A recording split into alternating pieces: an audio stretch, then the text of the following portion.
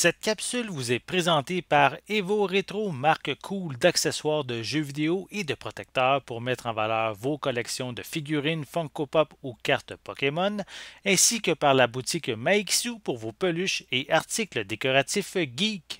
Et bonjour, ici Sébastien, j'espère que ça va bien. Aujourd'hui, je vous parle de Metroid Prime Remastered que j'ai testé sur un Nintendo Switch, un jeu qui a été annoncé lors du dernier Nintendo Direct le 8 février 2023. Donc c'est en fait une annonce, une surprise en fait. Oui, on se doutait un petit peu que le jeu allait être annoncé.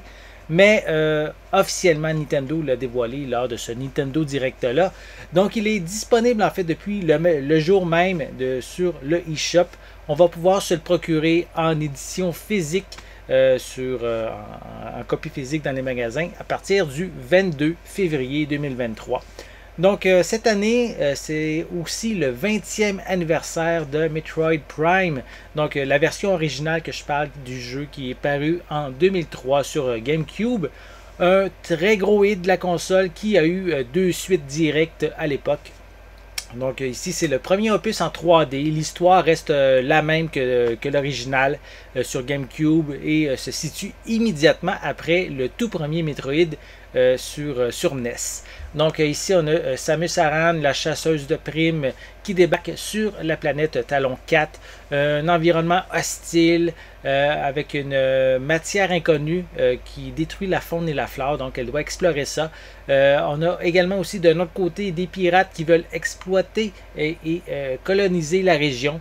Donc une histoire qui n'est pas nécessairement très complexe, mais qui demeure très efficace.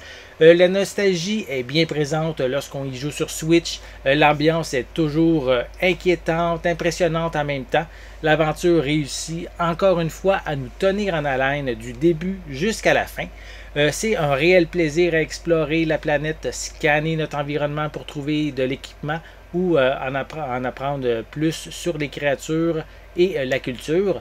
J'ai pas trouvé de longueur au cours de la quinzaine d'heures pour arriver à la finale.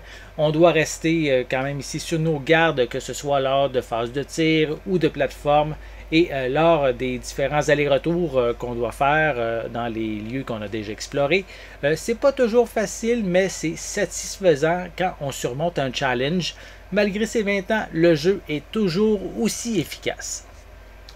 Côté gameplay, le studio a mis le paquet afin de plaire à tout le monde avec des contrôles qui offrent plusieurs possibilités dans les options. On peut y jouer avec les deux sticks analogiques pour une expérience au goût du jour. On peut utiliser les pointeurs pour se rapprocher de l'expérience de Metroid Prime Trilogy sur Wii. Il y a également un mode hybride où l'on combine les contrôles classiques et ceux par mouvement par la visée. Et on a également l'expérience classique qui ressemble beaucoup à celle sur GameCube.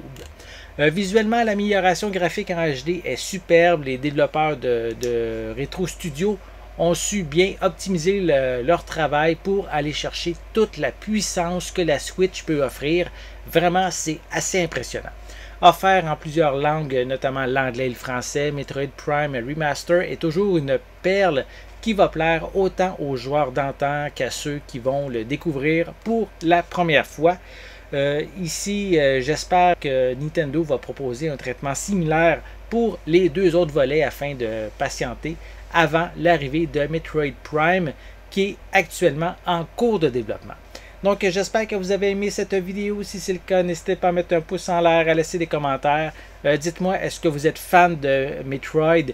Est-ce que vous êtes fan de la version 3D? Dites-moi qu'est-ce que vous en pensez dans les commentaires. N'oubliez pas non plus de vous abonner à ma chaîne afin de rester à l'affût de mes prochaines capsules. Et en attendant, je vous souhaite une bonne journée, une bonne soirée et je vais être de retour très bientôt. À la prochaine!